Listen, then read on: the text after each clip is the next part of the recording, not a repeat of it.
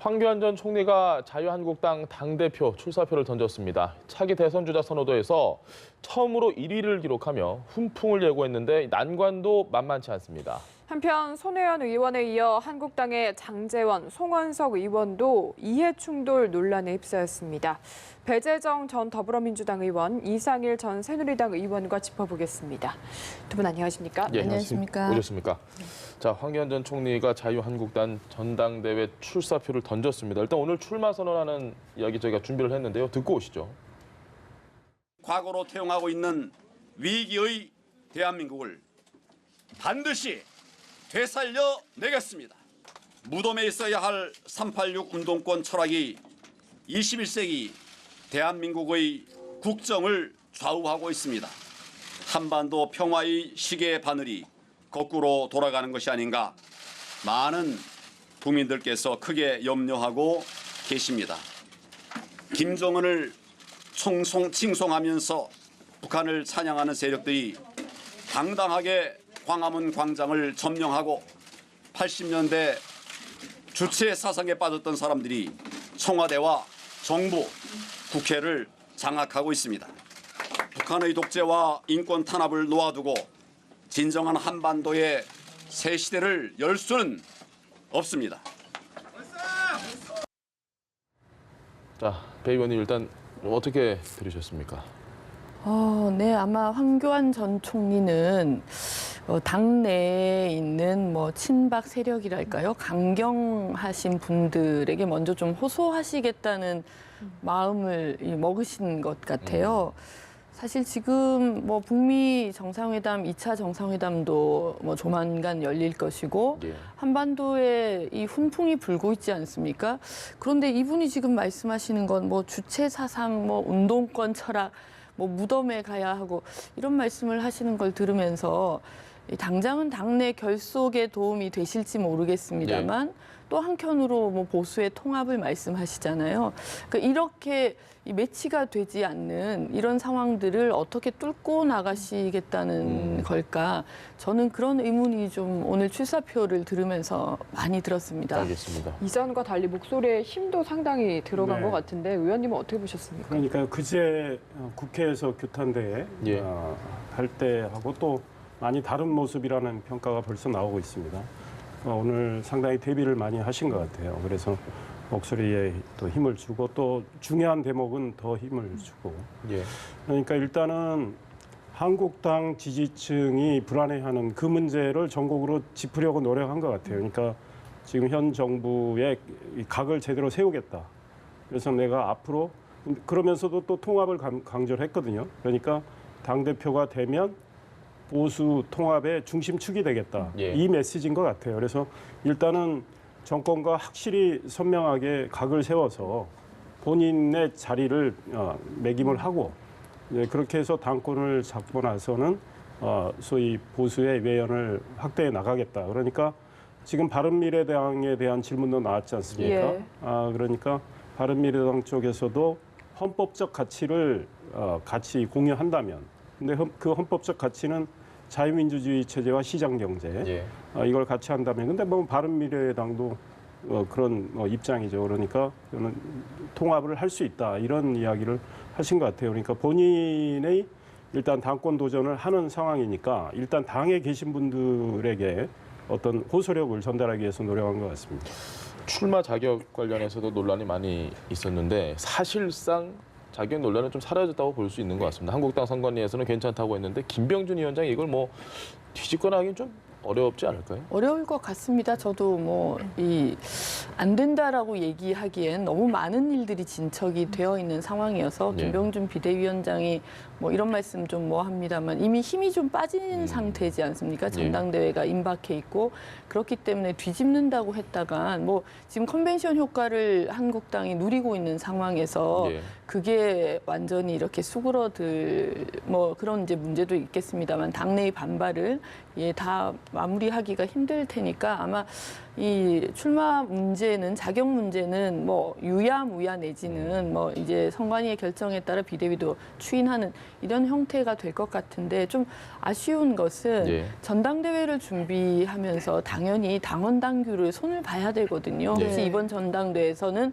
우리가 어떻게 미래의 가치를 당원에 담을 것인가, 당규에 담을 것인가 이런 고민을 모든 정당이 하게 되는데 이렇게 아주 기초적인 부분에서부터 사실 정비가 안 된 상태에서 전당대회가 진행이 되고 있다는 것이 네. 거기에 좀 원초적인 문제가 있는 것 같고요. 저는 황교안 전 총리의 출사표를 보면서 아 이분이 정말 모범생 스타일이구나 이런 생각을 좀 했는데 예. 아마 엄청 준비를 많이 하신 것 같아요. 목소리 톤은 어느 대목에서 좀 높이고 예. 또 이 얼굴 표정은 어떻게 하는 것이 신뢰를 줄 수 있고 이런 부분을 상당히 좀 전문가한테 컨설팅을 받으신 게 아닌가 그런 생각을 좀 했습니다. 알겠습니다. 전당대회 컨벤션 효과 이야기를 하셔서요. 네, 한국당 지지율이 2년 만에 최고치를 기록했는데 네. 또 오늘 차기 대선 주자 선호도에서 네. 오차범위 아니긴 합니다만 네, 황 전 그렇습니다. 총리가 1위를 했더라고요. 네, 리얼미터 조사 예. 결과죠. 아무래도 최근에 가장 주목을 받고 있는 분이 황교안 전 총리인 거죠. 특히 이제 자격 논란 때문에 오히려 더 본인이 부각이 됐어요. 그러니까 본인이 그 솔직히 자격 논란의 혜택을 어느 정도 입지 않았을까 이런 생각이 들고, 그 다음에 이제 저분이 입당을 해서 입당한 까닭은 출마하겠다는 뜻으로 다 해석이 됐지 않습니까? 1월 5일 입당을 한 걸로 알고 있습니다. 그러다 보니까 홍준표 전 대표도 여기서 뒷전에 있을 수 없다 해서 지금 아마 내일 뭐 출마 선언할 네. 가능성이 커 보이는데 이렇게 뛰어들고, 이미 오세훈 전 서울시장은 지난해 말 입당을 해서 소위 당권 도전 행보를 해왔단 말이죠. 그러니까 지금 빅3라고 합니다. 근데 네. 한국당 내에서는 현역 의원이 빅3에는 없습니다. 전부 원외에 계신 분들인데 이 세 분의 각축전이 전개가 됨으로 인해서 한국당에 대한 관심이 높아진 거죠. 그럼으로 인해서 한국당 지지율도 또 올라가고, 황교안 전 총리가 가장 최근에 입당을 해서 활발한 행보를 하니까 아마 그런 소위 야권 지지층의 어떤 기대감이 반영이 된 거죠. 중요한 건 사실은 지지율이 옛날에 이해창 전 총재의 경우도 네. 뭐 대선 때 굉장히 앞선 지지율을 누리다가 또 어떤 계기가 생겨서 또 꺾이기도 하고 그렇습니다. 네. 좀 부침이 있는데 중요한 것은 본인이 일단 정치를 시작을 하셨으니까, 황교안 전 총리의 경우 그러면 일단 당대표 도전이 이제 성공할지 안 할지 네. 지켜봐야 되지만, 또 당대표가 되고 나면 더 큰 도전이 본인 앞에 놓이기 때문에 이제 그런 난관들을 잘 헤쳐나가는 그 리더십, 지도력, 또 국민의 마음을 사는 그런 노력, 이런 것들이 어떻게 전개될지는 지켜봐야 되겠죠. 당권에 출사표를 던졌으니까 뭐 오늘부터 본격적으로 황 전 총리는 가시밭길을 걷게 되지 않을까 싶은데, 최병길 한국당 비대위원이 이런 얘기를 했더라고요. 국정농단 사태 당시 대통령 권한대행을 지낸 분이 우리 당의 인적 쇄신 대상이 아닌 영입 대상이 된 현실이 너무 서글프다. 분명히 당 내에서도 여러 가지 목소리들이 나오면서 공격을 할 것 같습니다. 어떻게 예상하십니까? 뭐 전당대회는 아마 지금 인기를 얻고 무난하게 당대표가 되시지 않을까라는 개인적인 생각을 합니다만 예. 정치인 황교안이 어떤 길을 걸을 것인가는 사실 금방 말씀하신 것처럼 이제부터 시작이라고 생각하거든요. 황교안 전 총리가 자유로울 수가 없죠. 예. 우리나라 헌정사상 최초의 탄핵 대통령을 지근거리에서 법무부 장관 하셨고 총리를 하셨고 또 권한 대행까지 하신 분이시고, 이분이 또 공안 검사 출신이시기도 네. 하고, 그러니까 과연 이 새 시대에 맞는 시대 정신을 보여줄 수 있는 인물인가, 국민들은 그런 것까지 포함해서 저는 보실 거라고 생각하고요. 그리고 아까 자격 논란에서 한 가지 한교안 이 전 총리에 대해서 이런 부분은 좀 문제다 이런 네. 생각이 들었던 게, 제가 법률가이기 때문에 잘 알지만 문제가 없습니다. 이런 취지로 네. 얘기를 하지 않았습니까? 사실 한국당의 당헌은 금지를 하고 있는 것이거든요. 책임 네. 당원이 3개월이 지나지 않으면. 그렇다면 당헌과 당규가 부딪히는 상황에서 정치적인 어떤 타협을 모색해야 되는 상황인데, 그런 상황을 아예 없는 것처럼 내가 법률가라서 잘 아는데 전혀 문제가 없다. 이렇게 이야기를 하시는 게 어쩌면 황교안 전 총리의 좀 권위적인 모습, 그런 것들을 보여 보여주는 것이 아닐까 하고요. 또 오늘 뭐 아침 조간에 예. 또 최순실 씨와 황교안 전 총리가 아는 사이가 아니었느냐를 녹취록이, 의심하게 예. 하는 녹취록이 나오지 않았습니까? 거기에서부터 시작하는 것 같아요. 이제부터 국민들께서 이분이 정말 뭐 한국당의 당 내부에서 전당대회에서 당대표는 될 수 있겠지만 예. 그것을 넘어서는 대한민국을 이끄는 지도자가 과연 될 수 있을까? 그 정도의 비전과 또는 돌파력 또는 문제 해결 능력 이런 것들을 보여줄 수 있을까? 그리고 과거와는 어떻게 손을 털고 새로운 미래로 갈 수 있을까? 이런 것 하나하나가 사실 가시밭길이실 수 있다. 그걸 뭐 잘 넘어서면 아마 지금 많은 이제 야당을 지지하시는 분들의 바람대로 좀 예. 대권 후보로서도 성장하실 수 있을 텐데 그렇게 하기에는 본인이 넘으셔야 하는 산이 만만하지는 않겠다는 생각이 듭니다. 알겠습니다. 녹취록 이야기도 해주셨고 오늘 사실 기자들 질문에서도 나왔고 탄핵 네. 문제 계속해서 질문이 네. 나오는데 그에 대한 답변이 오늘 답변은 헌법 가치라는 뭔가 두루뭉술할 수도 있고 원론적인 답변이었습니다. 이런 태도는 어떻게 보시나요? 아마 이제 황교안 전 총리가 이 당권 도전을 염두에 둔 오늘 출사표를 던진 날입니다. 예. 그러니까 이 당원들의 이 여러 층이 있지 않습니까? 그걸 다 염두에 두신 것 같아요. 그래서 가장 본인이 중요하게 생각한 거는 이 정부와 각을 세우겠다. 예. 그래서 내가 그 중심이 되겠다. 이제 그런 맥락에서 탄핵 문제를 건드리면 또 당이 상당히 분열되는 그런 양상으로 전개될 가능성을 염두에 둔 것 같고 헌법 가치는 누구나 동의할 수 있는 거기 때문에 예. 헌법 가치를 강조를 했다고 저는 해석을 하고요. 이 오늘 한겨레 신문에서 예. 우리 배 의원님 말씀하셨지만 나온 녹취록 이제 최순실 씨가 뭐 박근혜 당시 대통령 후보죠. 예. 뭐 이렇게 만나는 자리에서 당선자 시절이죠. 네, 그렇죠. 그 당선자 시절인가요? 당선자 예. 시절이죠.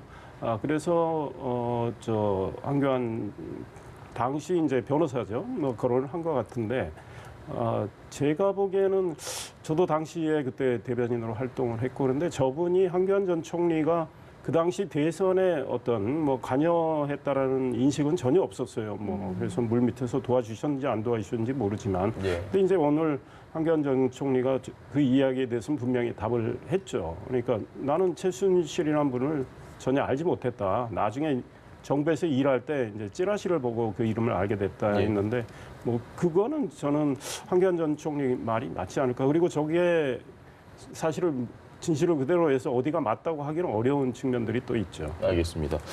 유승민 전 대표가 손학규 대표를 만났다. 황교안 전 총리가 등판을 하는 이 시점이 바른미래당에도 엄청난 영향을 미칠 것 같은데 이 행보에 대해서는 어떻게 생각하십니까?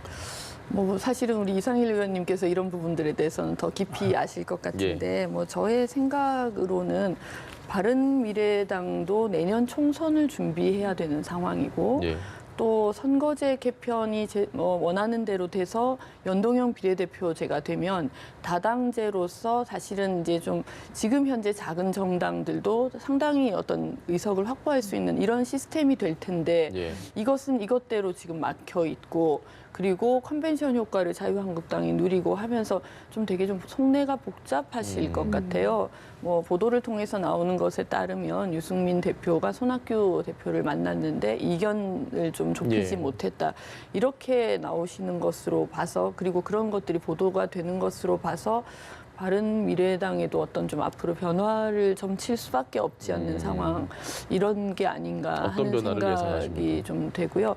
사실 뭐 유승민 대표 같은 경우 계속해서 탈당설이 예. 네. 나오고 있었죠. 뭐 이제 저도 주변에서 만나 뵙는 분들은 뭐 탈당할 생각이 전혀 없으시다 이렇게 말씀하시는 바른미래당 분들도 만나 뵀었는데 뭐 말씀드리기 사실 좀 조심스럽습니다. 예, 그렇기는 합니다만 지금 지형이 좀 복잡다단해지고 있고 정당으로서는 내년 총선을 의식하지 않을 수 없는 상황이고 예. 이대로 과연 그럼 총선을 치를 수 있을 것인가 하는 네. 고민이 있으실 것 같은데 거기에서 지금 현재 당 대표를 하고 계시는 손학규 대표와 이제 충분히 좀 의견 접근이 되지 않는다고 말씀을 하시는 것 보면 네. 그런저런 고민들을 심각하게 하고 계신 게 아닌가 그런 생각이 좀 듭니다. 이 의원님께는 네. 이런 질문 드리겠습니다. 지금 이 시점에 자유한국당은 유승민 전 대표가 필요할까요?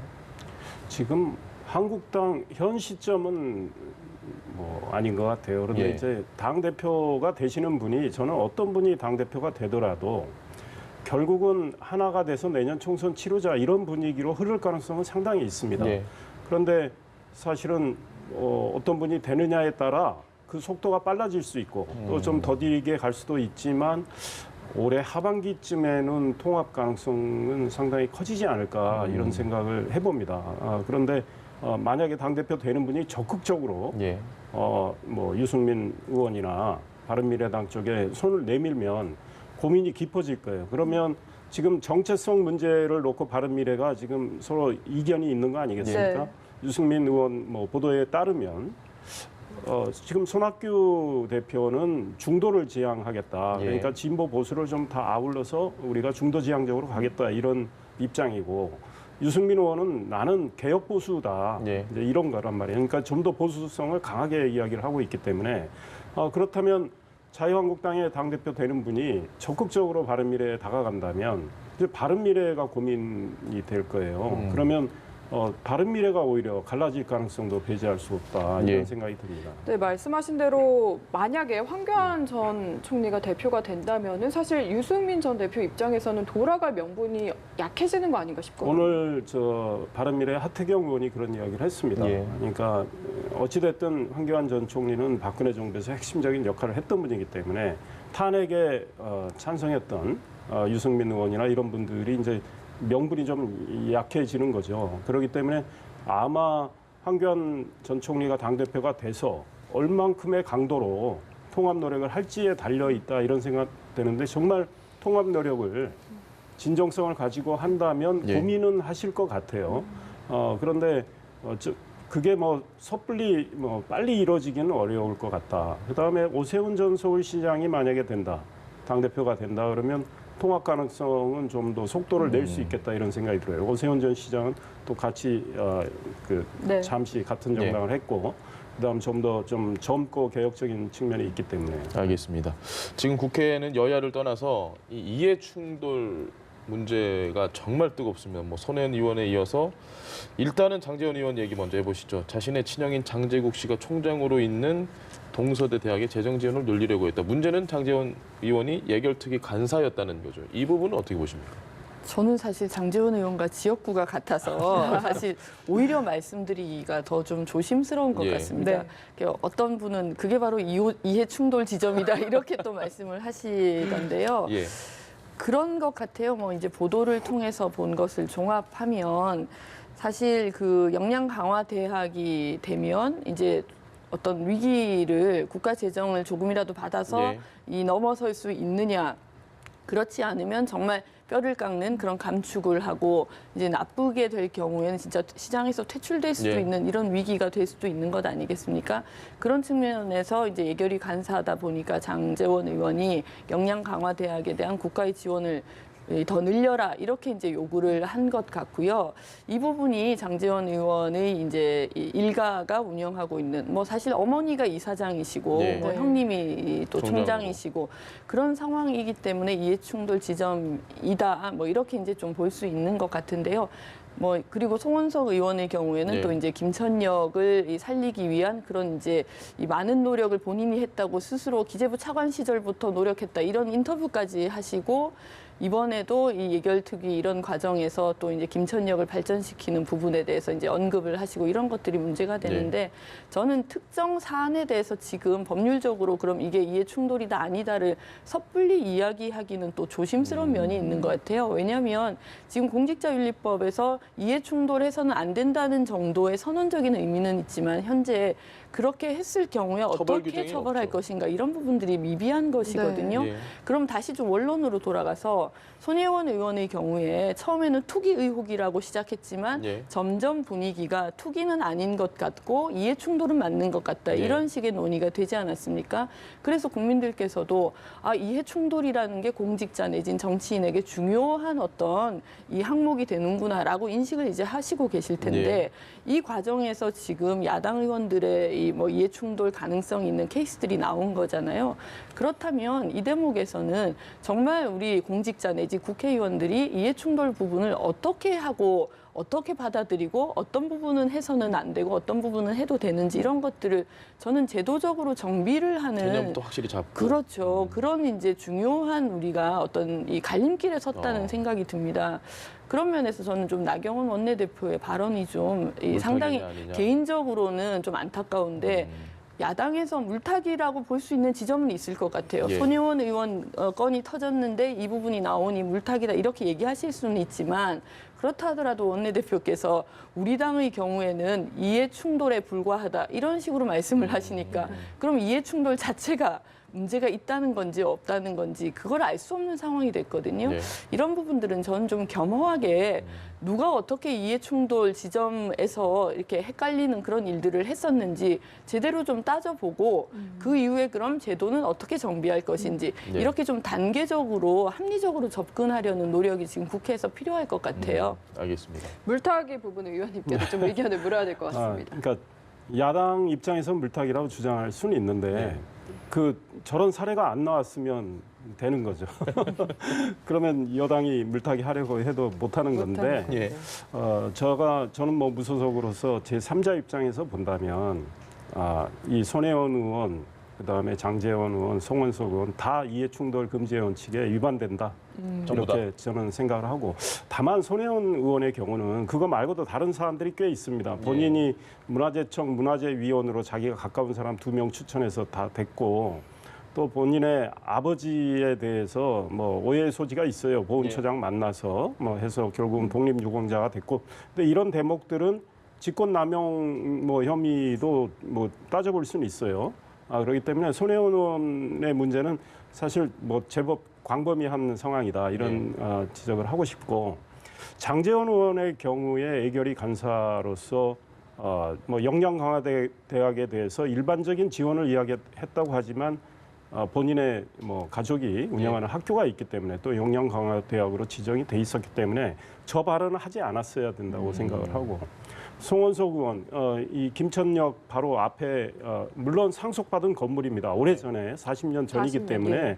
그거는 뭐 본인이 지금 국회의원 되리라고 생각을 못했은 상황이지만 그거를 분명히 알고 있다면 이 김천역은 김천을 위해서 뭐 송원석 의원이 이야기를 하더라도 좀 신중을 기했어야 된다. 그러니까 지금 와서 보면 이해충돌 금지 원칙의 위반인데 우리 배 의원님 좋은 말씀 해주셨는데 이거를 정말 제도를 어떻게 좀 더 강화를 해가지고 앞으로 국회에서 또 다른 공직자들이 이해충돌 금지 원칙을 제대로 지키는지 이거를 좀 명확히 해야 될 것 같아요.